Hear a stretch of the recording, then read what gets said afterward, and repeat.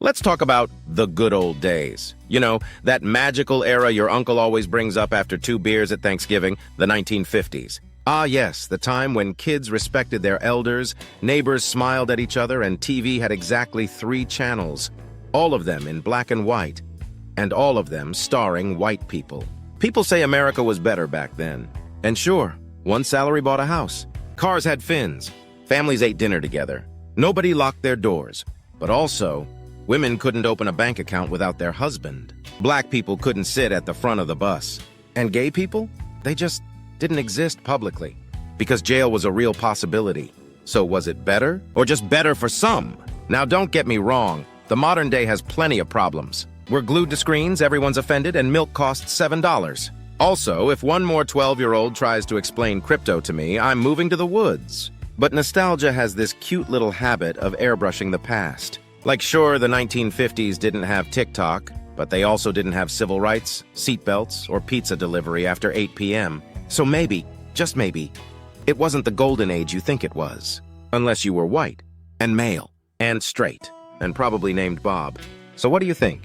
Was the 1950s America's peak, or just a really boring dystopia with better haircuts? Let the comment section become a full-blown time machine.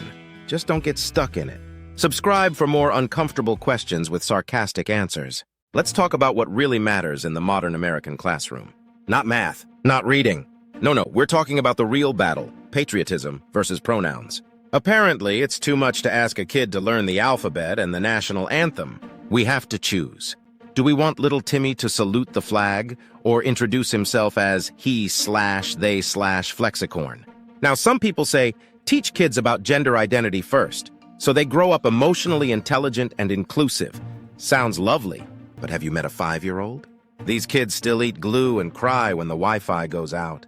Maybe let's not trust them to reconstruct the fabric of society just yet. On the other hand, there's the old school crowd yelling, kids should learn to respect the flag, stand up straight, and say the Pledge of Allegiance. Respect is great. But some of these same adults also scream about freedom, right before banning books and yelling at teachers on Facebook Live. Here's a thought. Maybe we teach kids both how to be kind and how to appreciate the country that lets them have this ridiculous debate in the first place. Crazy idea, right? Imagine a world where a kid knows the difference between a noun, a pronoun, and a country. Revolutionary, but nah. Let's just keep screaming at each other online. It's the American way. So what do you think? Should we raise patriots or pronoun professionals? Or maybe, and hear me out, we just finally teach them how to do their taxes. Drop your opinion in the comments. I'll be reading and probably regretting it. Hit that like button, subscribe, and let's keep this completely civil war going in the algorithm. God bless the comment section. Why every business guru lives in Bali, welcome to Bali. Where the sunsets are free, the smoothies are $12, and every business guru mysteriously ends up, despite supposedly making passive income. Guru. I help visionary entrepreneurs scale to 7 figures from my phone while ignoring my clients. Narrator. So why do they all live in Bali? Let's break it down. When rent is cheaper than their ethics, narrator. In Bali, you can rent a luxury villa for the same price as a parking spot in LA, which is perfect when your entire business model is Step 1, sell course. Step 2, ghost students. Step 3, launch new course called How I Made 6 Figures Living in Bali. Cut to ad style clip. Enroll now and I'll personally not answer your DMs. 2, spiritual vibes. Make lying look intentional. Narrator. Need to justify bad advice? Just say it was a manifestation lesson. You didn't lose their money. You cleared a financial blockage from their ancestral chakra. 3, time zones ill built in. Excuse to not reply, narrator. Client. Hey, where's the deliverable? Guru. Oh, sorry, I was asleep. It's 3 a.m. in Bali, even though it's 3 p.m. in Bali. 4, Bali Instagram filter ill free marketing, narrator. No product? No problem. Just pose with a laptop on a beach. Caption it. Making money while healing my inner child. Meanwhile, no Wi-Fi, sand and keyboard, inner child still broke. 5, community of other ex-gurus who also ghosted their clients, narrator. Bali is the MLM retirement home. where X-Course creators gather to heal from burnout caused by creating burnout for others. Cut to X-Gurus in group therapy. Hi, I'm Kevin, and I sold a $997 webinar that taught people how to sell $997 webinars. Group. Hi, Kevin. 6.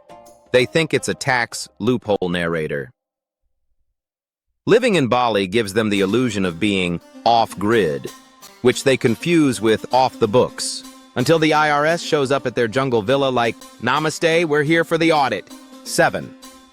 Bali is the official capital of soft hustle culture. Narrator. Wake up at 11, meditate, post a reel about alignment, and then deserve a 4-hour nap. Hard work? No, just vibes, spirals, and CEO mindsets. 8. Because it's easier to be a guru. When everyone around you is too. Narrator. Back home, they're just Steve with a failed dropshipping store. In Bali, they're Steven, digital monk and quantum funnel strategist. 9. Influencer economy needs tropical B-roll narrator. They need palm trees. They need pool shots. They need monkeys meditating to promote their new crypto coin. Cut to monkey wearing sunglasses, buy banana coin, utility vibes. 10. Because Bali has what every guru craves. Narrator. A never-ending supply of confused tourists who might, just maybe, click enroll now. Narrator. So if your business model is just vibes and voice notes, and your product is a funnel to another funnel, remember, Bali is waiting. Guru. Follow for more tips on building your empire from anywhere, except the IRS. Don't follow me, IRS. If manifestation was a multi-level marketing scam, welcome to Manifestation Multiverse International, where dreams come true, unless you're broke, in which case, it's your mindset's fault. Hi, I'm Brad, and 6 weeks ago I was broke, sad, and living with my ex-girlfriend's cats. Then I discovered Manifesto-Matic TM, the #1 manifestation-based wealth opportunity in the galaxy. Cut to whiteboard. Thoughts, vibes, Lamborghini. Brad. It's not a pyramid scheme. It's a vibrational triangle of abundance. With Manifesto-Matic TM, you don't need a job, skills, or even a personality. All you need is a vision board, a credit card, and zero critical thinking. Brad, holding crystal. Every morning, I rub my abundance stone and whisper, "I am wealthy," until my landlord forgets I owe him rent. Brad on Zoom call. Guys, this isn't just about me getting rich. It's about us getting rich. But mostly me. You join under me, then you get 2 more believers under you. Then they get 2 more people with low self-esteem and high credit limits. And bam! Universal income flow. Zoom participant. So it's like a pyramid sheet. Brad interrupts. No, this is a spiritual funnel of energetic alignment. Didn't manifest your dreams? That's because you didn't believe hard enough. Brad. My cousin Tanya tried to manifest her hospital bills away. Now she's in collections and enlightenment. What do you sell? Nothing. But we'll send you this free quantum gratitude pen for just $29.99. Brad, pointing at pen. This is the same pen Oprah could have used to sign her first book deal. Brad, tearfully. If you don't believe in manifestation, you're basically saying my dreams don't matter. And also you'll stay poor forever. Cut to testimonial video. Karen, glowing. Before manifestation, I was working 3 jobs and had a toxic ex. Now I'm unemployed, single, but spiritually fulfilled. Karen, I may be living in a van, but it's a manifestation van. Brad, with sunglasses in a motel banquet room. Welcome to the annual Manifesto-Matic Retreat, held at this luxurious Super 6 motel conference room, where abundance flows like the clogged fountain in the lobby. Quantum physics proves that electrons are tiny wish fulfillment particles. If you squint hard enough, science agrees with literally anything. Brad, breaking character. Listen, between us, I don't believe in any of this crap. But have you seen the margins on manifestation bath salts? I'm making 6 figures pretending to vibe with the universe. Join Manifesto-Matic TM today, because if you're going to be broke anyway, you might as well vibe while doing it. Manifestation is not a guaranteed financial strategy. Side effects may include debt, confusion, delusion, loss of friends, and spontaneous crystal addiction. Not FDA approved. Hey everyone, welcome back to the channel. Today we're diving into what's unfolding right now in Los Angeles. Protests, political tension, federal raids, all happening in real time. We'll keep it factual, respectful, and very real. Over the past 72 hours, immigration agents, ICE, have conducted high-profile raids in downtown LA, Westlake, and parts of East LA. Dozens of undocumented immigrants have been detained, sparking immediate backlash from local officials and community leaders. Mayor Karen Bass and Governor Gavin Newsom both publicly condemned the raids, calling them provocative and politically motivated. Former President Donald Trump announced on June 16th that immigration crackdowns would intensify in cities with lawless sanctuary policies, including Los Angeles, Chicago, and New York. He claimed federal agents were now authorized to carry out up to 3,000 deportations per day in targeted cities. Trump also hinted that more federal support, including military presence, would be arriving to restore order. In response, the streets of Los Angeles saw one of the largest protest turnouts this year. The movement, known as No Kings, has drawn tens of thousands of peaceful demonstrators calling out what they see as authoritarian tactics. While most events were peaceful, especially in West Hollywood and Pasadena, downtown protests turned tense. Police used tear gas and rubber bullets on crowds after some refused to disperse at curfew. Dozens of celebrities have spoken publicly against the raids. Pedro Pascal, Eva Longoria, Kim Kardashian, and America Ferrera all posted on social media in support of immigrant communities. Angel City FC, the women's soccer team in LA, officially renamed themselves Immigrant City Football Club for their latest match, raising money for legal aid funds. Several Hollywood studios have paused production in protest, citing concern for their workers' families. Small businesses in areas like Little Tokyo and Boyle Heights report drops in customer traffic and growing tension.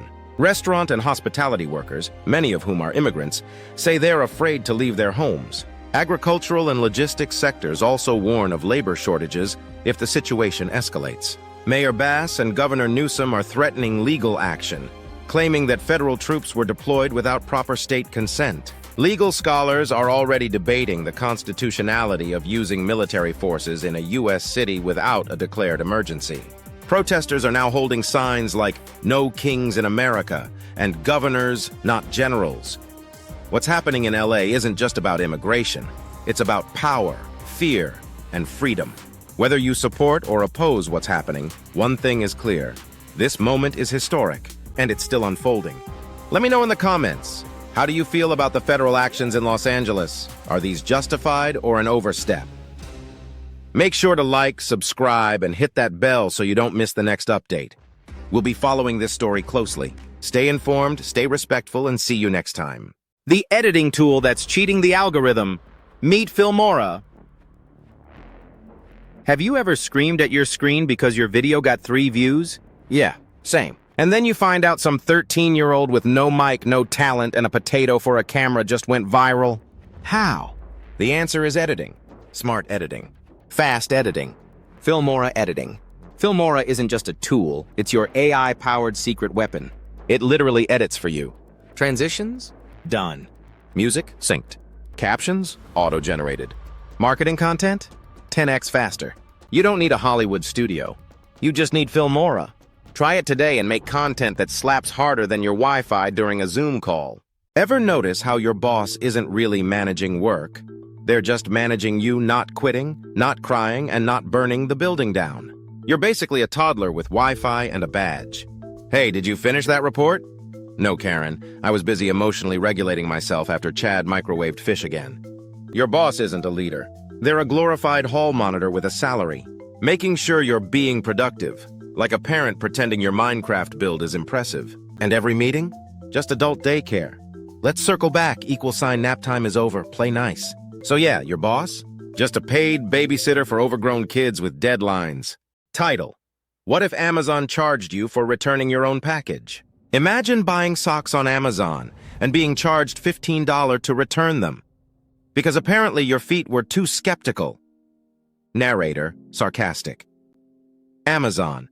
We offer free returns, unless you're the one making them. You. Wait. What? Who else would be returning it? The delivery guy? Visual. Guy trying to stuff a box back into a locker voiceover. You missed the return window by 1 minute, and now Jeff Bezos shows up and slaps a $5 late fee on your Prime Soul. Text on screen. Return. Fee, $5. Processing fee, $3. Thinking. Fee, $2. Voiceover. And don't forget the new emotional damage fee for returning something without crying first. Customer. Why am I being charged for returning an item I didn't even open? Amazon rep. Because you emotionally unboxed it. Parody ad narrator. Introducing Amazon Regret Prime trademark. Now you can pay to fix your own purchasing mistakes, like a grown-up. Split screen, left returning package in 2015. Free. Right. Returning in 2025. Pay, upload a sob story, attend return orientation, then pray. Narrator. You thought gym memberships were the only scam charging you for not showing up? Welcome to the return verse, EM. Closing punchline. I bought a toaster, it burned my toast, I returned it, Amazon charged me $7 and sent me back the crumbs in a gift bag. Narrator. Mock enthusiasm. Next week. What if Uber charged you for not getting in the car? Subscribe to Mr. Easy, where logic goes to die, but we laugh anyway. Imagine this. You're 7B on a flight to Vegas, turbulence hits, alarms go off, and your first thought is, where's my parachute? Yeah, that's cute. Let's talk about why that's never going to happen. Reason 1. Physics is not your friend. Jumping out of a plane going 500 miles per hour is like running face first into a brick wall, made of wind. By the time your little legs dangle out the door, your wig's in Canada and your shoes are on fire. Reason 2. You're not Tom Cruise movies taught you anyone can skydive. Reality says you'll pull the wrong cord and turn yourself into a flying laundry basket. There's a 72-step procedure. You're training? That 30-second safety video where you were busy texting your ex. Reason 3. Logistics Karen. Logistics. A Boeing 737 holds 200 people. 200 parachutes would take up more space than your cousin's emotional baggage. Also, it adds thousands of pounds. More weight equals sign, more fuel equals sign, more ticket cost. So unless you're ready to pay $900 per flight just for the parachute premium, buckle up. Reason 4, exit strategy? Nope. The door is not made for jumping. Try opening a door at 35,000 feet and it'll rip off like your patience at family gatherings. And if somehow everyone did jump? Congrats! Now we have 200 confused humans flapping in the air like regretful pigeons. Bonus thought, skydiving grandpa. You want Grandpa Joe with arthritis trying to swan dive out the emergency exit? Wait, is this the bathroom? Gone. Bottom line, airlines don't give you parachutes because they like their customers alive. Stay in the seat, eat your peanuts, and stop watching action movies before flights.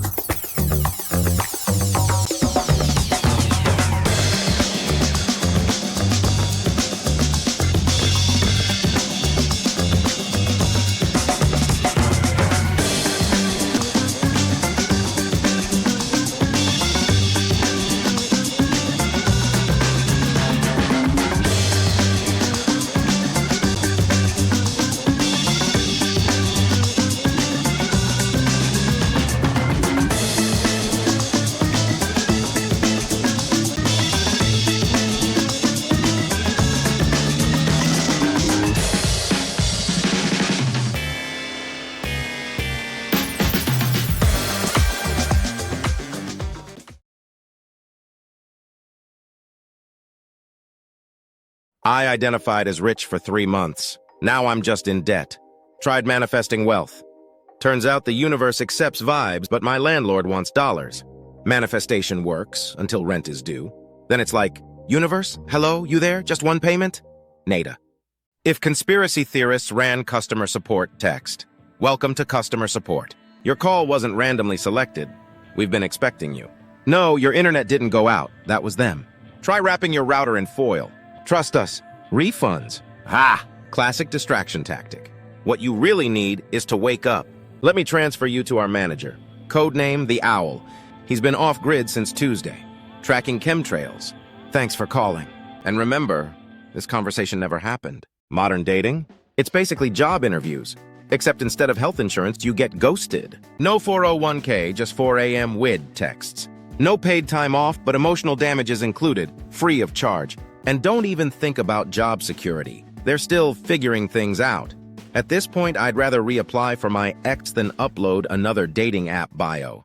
If starting a business was a relationship, starting a business is like dating the most toxic person you've ever met. But it's your idea, so now you're emotionally invested. At first, it's thrilling. You're gonna be my legacy. I see us on the cover of Forbes. Then comes month 2. It's needy. It's clingy. It texts you at 3 a.m. Why haven't you fed me with more capital? By month 4, you're fighting. I gave you everything, my time, my credit score, my sanity, and it just sits there like I didn't ask to be born. At month 6, your friends are like, why don't you just leave? And you're like, I can fix it. You finally make some money. You think it's changed. But now it wants more. A website redesign. A marketing budget. A CRM system. Starting a business? It's not a fling. It's a long-term codependent trauma bond. And baby, you're the one footing the therapy bill. Grandma, so, what do you do for work now, dear? Me. I run an online business helping people start businesses. Grandma, oh, like Avon? Me. Not exactly. I make videos, run ads, do affiliate marketing, sell digital products. Grandma. So like QVC? Me. No, Grandma. I don't sell to old ladies on cable TV. Grandma. Oh, so you're unemployed. Me. No. I make money while I sleep. Grandma. Sounds like a pyramid scheme. Me. It's not a pyramid scheme. Grandma. That's what people in pyramid schemes say. Me. I use social media to drive traffic to my funnel and convert leads into customers. Grandma, I don't know what that means, but I'll pray for you. Me, I just made $5,000 yesterday. Grandma, from selling nothing? Me, exactly. Grandma, sips tea. I miss the days when people just had jobs. Why my wife no longer asks how my business is doing, because every time she did, I gave her a 30-minute TED Talk on cash flow, market trends, and the vision. She just wanted a yes or no answer. I gave her a PowerPoint, 3 spreadsheets, and a mild panic attack. Now she just looks at me, sees the bags under my eyes, the ramen noodles on my desk, and the motivational quote taped to my mirror that says, "Survive first, thrive later," and quietly walks away. PayPal holding my money like it's some kind of hostage negotiation. We've reviewed your account. The funds are safe. Yeah? Safe with you, PayPal. Meanwhile, I'm over here trying to pay rent like, can I just have my money, please? PayPal. We're waiting on some documents. Bro, what am I? Applying for citizenship. It's been 21 days. At this point, even the kidnappers would have given up. PayPal, release the funds. I'm not Liam Neeson. I'm just broke. How to get rich. Step 1, be born rich. Step 2, give advice online about how you did it. Bonus step. Sell a course about it for $997. Started a business for freedom. Haven't seen daylight since. But hey, at least I can schedule my 18-hour workdays now. Bought a course, still broke, but now I know why. Because apparently step 1 was already be rich. Step 2, sell this same course to other broke people. Step 3, vanish like the instructor after week 1. That trip to Miami, you might be able to write it off. Here's how, without going to jail. Let's be honest. Every entrepreneur has wondered, can I write off this vacation? The IRS says maybe, but only if you do it right. Let me show you how to turn that beach getaway into a business deduction, legally. Step 1. There must be a real business purpose. You can't just sip mojitos and call it a strategy meeting. You must have a real business reason for the trip. Examples: meeting a client or prospect attending a trade show or conference, property scouting, or vendor meetings. Pro tip, keep email confirmations, tickets, and a written itinerary. The IRS loves receipts. Step 2, spend more time on business than pleasure. If 4 days of your 7-day trip were business, you might get to write off travel costs. Flight, rental car, and hotel could be deductible. But majority of your days need to be work-related. Vacation days? Nope, that's on you, sunshine. Step 3, say you're in Miami giving a business pitch, but you sneak in a jet ski ride. That's fine, as long as the primary purpose of the trip is business. Meals, lodging, and travel can be partially deducted based on the business portion. 50% of meals with BizTalk are still allowed. Jet skis, sorry, not deductible, unless your client is Poseidon. Step 4, document everything. The IRS is like your ex, they need proof. Keep agendas, business cards of who you met, notes from meetings, photos if needed, no beach selfies. Step 5, be smart about it.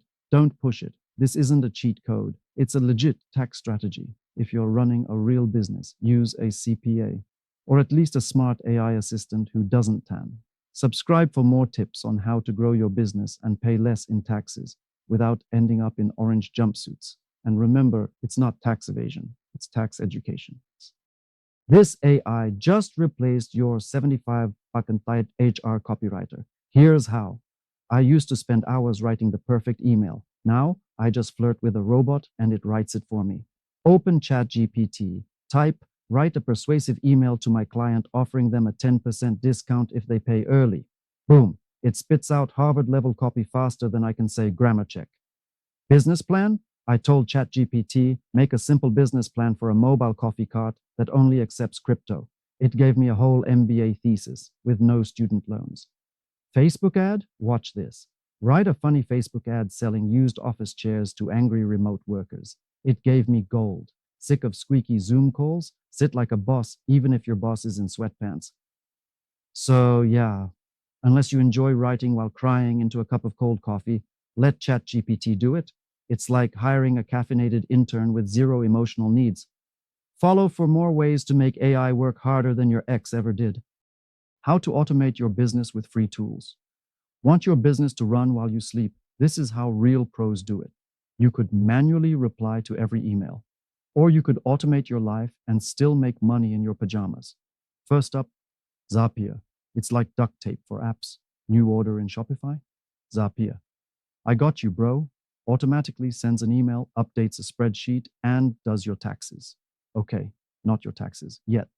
Notion is your second brain, but this one doesn't forget birthdays or crash at 2 a.m. Use it to manage tasks, content, clients, or your Netflix watch list. Priorities, right? And Canva? It's Photoshop's younger, friendlier cousin who doesn't gatekeep design. You'll make graphics so good, people will assume you hired someone. Don't tell them you did it while on the toilet. Automate once, brag forever. Sleep more, stress less. You're welcome. Like plus follow if you want more tools to make your life 10x easier and your business 10x lazier. How to accept payments? Stripe, PayPal, Zelle, Venmo, what to use. Which one gets you banned the fastest? And which one is best for side hustles without giving your grandma a heart attack? Let's talk about how to get paid legally, mostly. 1. PayPal, aka the drama queen of payments. Pros: easy to set up, everybody has it, even your cat sitter. Cons: they will freeze your account faster than your ex blocked you after you asked for your hoodie back. Best for eBay stuff, digital art, side hustles you don't want IRS to find jig unless. 2. Stripe, the corporate overlord. Pros: looks super professional, integrates with every app known to mankind. Cons: setting it up feels like applying for a mortgage. Best for actual businesses. You got an LLC? Use Stripe. If not, go cry in PayPal. 3. Zelle, your mom's favorite. Pros: instant payments, no fees, no nonsense. Cons: good luck getting your money back if someone scams you. Zelle's like, oof, that's wild. Best for local clients, rent, babysitting, and cash that feels legal but also doesn't show up on your taxes unless you snitch. 4. Venmo, the gossip girl of money. Pros: fast, easy, everyone's using it. Cons: public payment feed. Your friends can see you paid services. What kind of services, Kevin? Best for quick cash from friends, tips, or your low-key tutoring hustle that totally isn't under the table. Best for legit business. Stripe. Best for quick side hustle cash. Venmo or Zelle. Fastest way to get banned. PayPal. Seriously, don't sneeze wrong. Whatever you pick, just don't accept payment in exposure. You can't pay rent with a shout out. I tried, they laughed. Accepting payments? Here's the truth about PayPal, Stripe, Zelle, and Venmo. What works, what doesn't, and what could get you banned quicker than you can say side hustle. No BS, just laughs and facts. Want privacy? This is how real businesses do it, not by duct taping their home address to their LLC. You just started your dream business, and boom, your home address is now public on Google. Congrats, you're now a business and a kidnapping risk.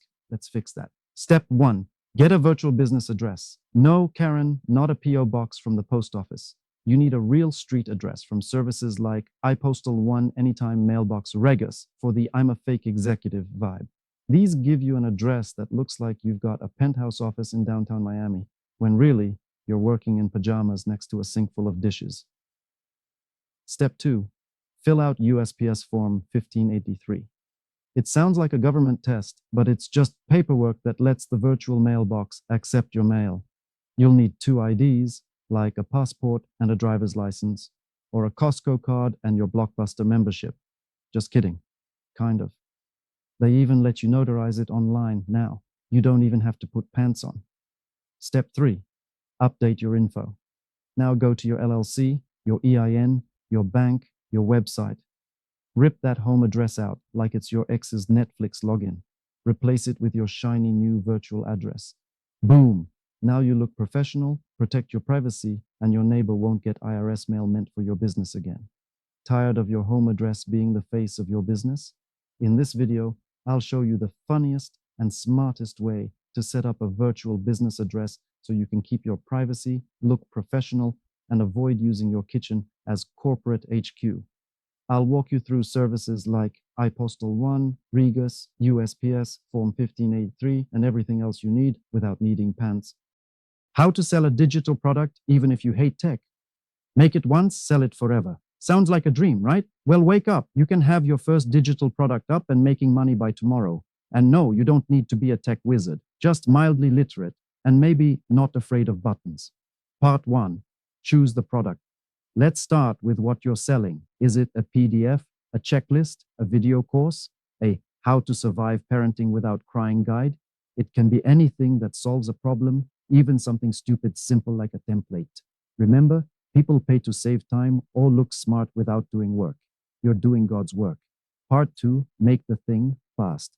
Don't overthink it. Use Canva for PDFs, Loom for screen recordings, ChatGPT if you want it written without using your actual brain. Done is better than perfect.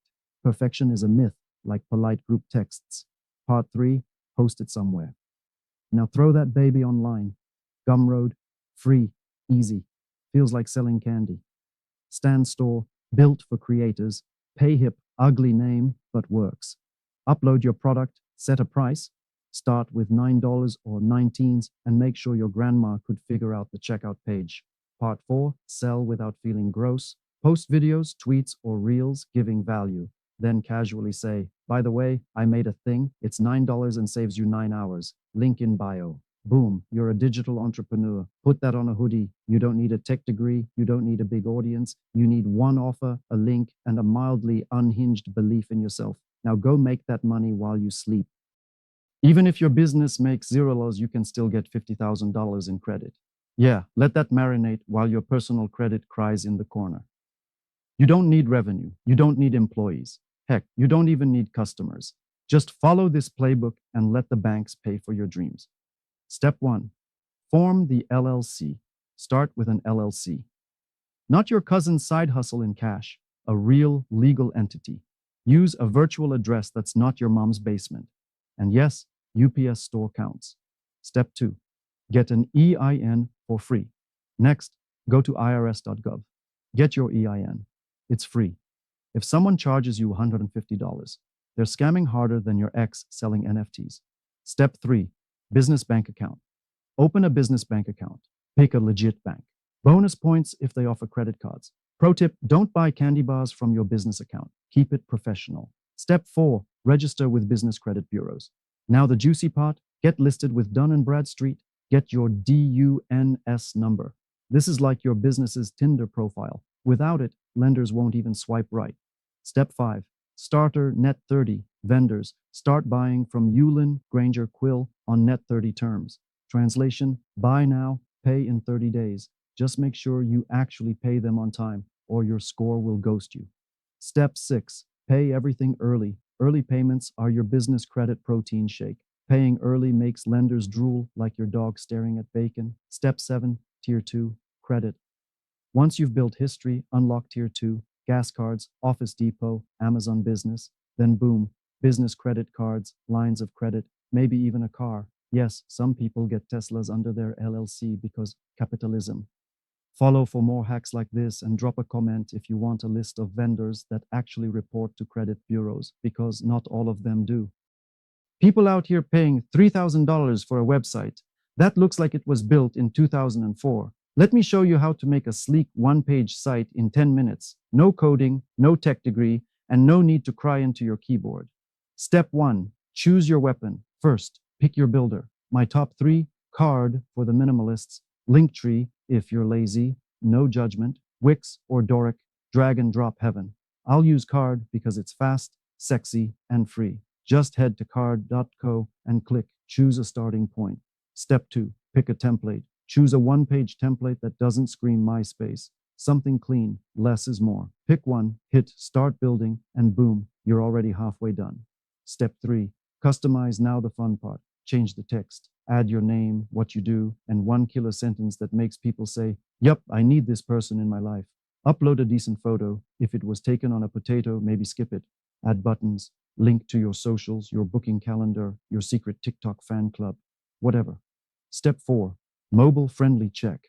Click the phone icon, because if it looks bad on mobile, you're basically invisible. Adjust anything that looks like it got attacked by a toddler with a mouse. Step 5. Publish, hit publish. Choose a free domain or connect your own. Boom, you're live. You now have a website, and it didn't take 3 weeks, 12 arguments with a freelancer, and a bottle of wine. Now share your website link like it's your new mixtape. And hey, if this saved you time and sanity, hit the like button before your laptop explodes. Subscribe for more. Why the heck did no one tell me this sooner? Business hacks. How to open a business bank account, what they don't tell you. Why some banks will reject you even if your papers are perfect. You opened your LLC, got your EN, and walk into the bank thinking you're all set. But they look at you like you just asked for a loan with monopoly money. Let me explain what's really going on. Part 1. The paperwork isn't enough. Most people think if you have your LLC docs, EIN, and ID, you're good. Wrong. Banks care about more than that. They'll check your name against fraud watch lists, review your industry risk, and even look at your personal credit, even for a business account. Part 2. Red flags that get you rejected. Your business name sounds risky, like Crypto Kings LLC. Yeah, good luck. You use a virtual address or mailbox. Industry is high risk, like cannabis, dropshipping, adult content. Say goodbye. Part 3. What to do instead. Use a real physical address, even if it's your home for now. Choose a mainstream industry code when possible. Have a brief explanation of what your business does that sounds legit and boring. Open with smaller local banks or online ones like Bluevine or Novo. They're usually more startup friendly. Bonus tip. Want instant approval? Open an account the same day you form your LLC using an all-in-one service like North1 or Mercury. They're optimized for speed and don't judge your dreams as hard. Smash that like if this saved you hours of stress. And if you're starting a business, check the next video. LLC versus sole proprietor, what you should actually pick. LLC versus sole proprietor, what you should actually pick. 99% of new businesses pick wrong. Don't be that guy. Starting a business? You're probably thinking sole proprietor sounds simple. LLC sounds expensive. Let's destroy that myth. 1. Liability, sole proprietor. And you are the business. If something goes wrong, they can sue your house. LLC, you and the business are separate. If your business messes up, your personal assets are safer. 2. Taxes. Sole proprietors pay self-employment tax on everything. LLCs, same by default, but you can elect S Corp status and potentially save thousands in taxes. 3. Cost and setup. Yes, LLC costs more upfront, filing fees, maybe a registered agent, but it's a one-time setup. Peace of mind plus flexibility, worth it. 4. Credibility. An LLC just looks more professional. Imagine hiring Mike's Lawn Mowing versus Green Edge Landscaping LLC. Which would you trust more? Bottom line, if you're testing an idea with zero risk, sole prop might be fine. But if you're building any legit business, go LLC. It's protection, it's power, it's peace of mind. Want to open an LLC the right way? Check the link in the description. I'll walk you through it step by step. Top 10 online scams that look legit. You've probably fallen for at least one of these. Let's expose the truth. 1. Job offer scams. Work from home. Earn $5,000 a week. They just need your personal info first. 2. Fake rental listings. Beautiful house, low rent, landlord's out of town. Congrats, you just wired money to a ghost. 3. Online stores that never ship too good to be true deals. Your shoes are stuck in scamland. 4. Phishing emails. Click here to fix your account. And just like that, they steal your logins. 5. Crypto investment scams. Double your money overnight. Yeah, and double your regret. 6. Tech support pop-ups. Your device is infected. Call now, so they can infect it for real. 7. Romance scams. Online lovers stuck overseas. They love you and your bank account. 8. Fake charities, pulling heartstrings after disasters, just to fill scammer pockets. 9. Verification code traps. Send me the code you just got. That's them logging into your account. 10. Subscription traps. Free trial with a hidden catch. Now you're married to a $49.99 monthly charge. Call to action. Stay sharp. Share this before someone else gets scammed. And follow for more eye-opening truths. Charity? Nah. It's just billionaire hide and seek with taxes. You ever wonder why ultra-wealthy folks suddenly care deeply about saving polar bears or funding obscure museums in Wyoming? Spoiler. It's not always about the cause. It's about the tax code. Here's the deal. 501c. 3. Nonprofits don't pay federal income taxes, and donations to them? Tax deductible. That means if a billionaire donates $10 million to their own foundation, they can reduce their taxable income legally. They give to themselves, write it off, then control how that money is used. It's like saying, I donated money to me. Let's say I create the Ezgen Lehetsky Foundation to save gold-plated hamsters. I fund it, write it off, then pay my family six-figure salaries to run it.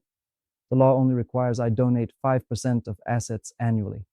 The other 95% can just sit there, invested, growing, untouched. It's a, quote, so legal piggy bank. The Clinton Foundation was accused of pay-to-play schemes. The Trump Foundation was shut down for misusing funds. Jeff Bezos's Earth Fund, he gets a PR win and a tax deduction. Meanwhile, Amazon paid $0 in federal taxes for years. This isn't rare. It's the standard. While average people hustle to pay bills and taxes, the ultra-rich park their wealth, dodge taxes, and gain influence, all under the halo of charity. So next time you hear about a billionaire giving to charity, ask yourself, who really benefits? And like, share, and follow if you're tired of financial games that are rigged against regular people. And hey, maybe it's time we start our own nonprofit and just kidding. Maybe. Doctors, lawyers, and accountants. They're supposed to work for you, right? Wrong. Most of them don't. And here's the brutal truth. Doctors are trained in a system funded by pharma companies.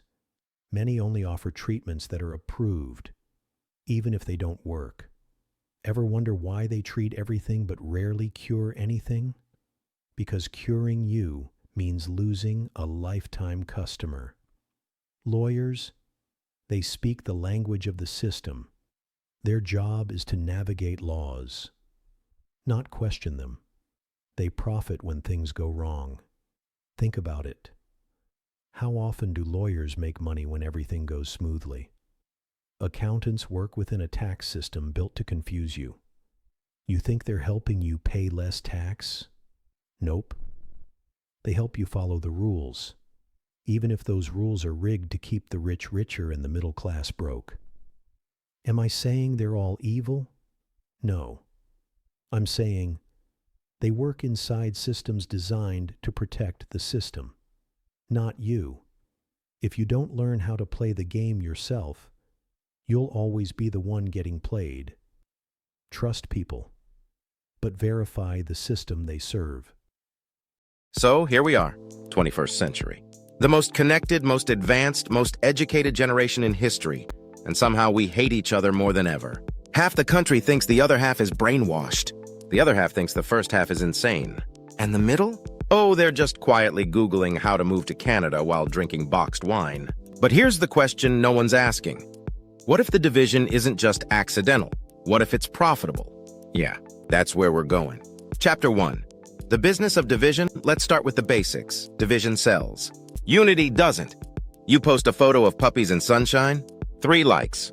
You post all boomers should be banned from voting? Viral. And guess who loves that? The attention economy. Social media platforms don't care what you believe. They care how long you stay angry. Because anger keeps you scrolling. Scrolling equals sign ads. Ads equal sign money. Money equals sign yachts for people who think you're both idiots. Facebook, TikTok, YouTube, they all figured out one thing. If they can get your blood boiling, they can get your wallet open. Every time you type, "How can anyone be this stupid?" someone just made $1,000. Chapter 2, Left vs. Right. Scripted drama. Let's break it down. Left versus right is the WWE of politics. It's fake, it's loud, and it makes people very rich. Cable news? It's not news. It's tribal entertainment.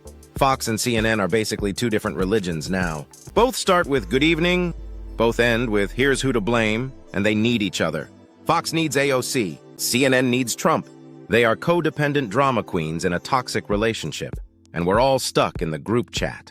Ever notice how nothing ever actually gets solved? Yeah, that's the point. If they solve stuff, the outrage would go away. And with it, the ratings. Part 2. Culture wars are great for business. Chapter 3. The culture war industry.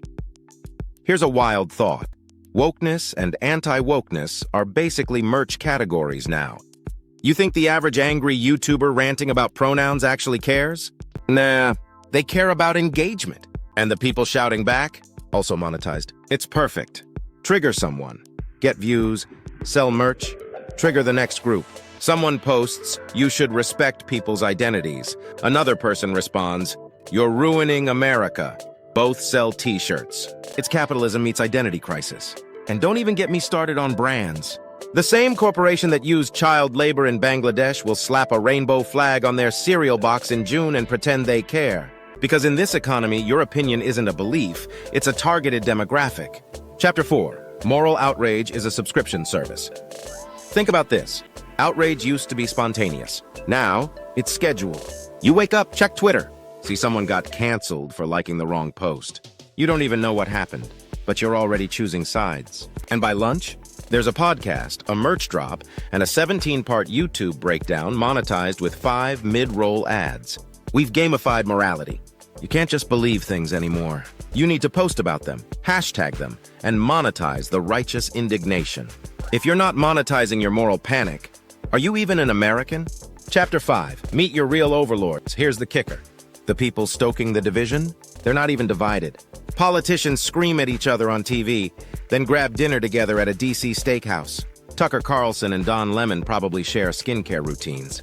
Because for them, this is theater. And we're the audience, screaming at each other in the comments while they're cashing checks from Pfizer, Raytheon, and Big Tech. They want you distracted.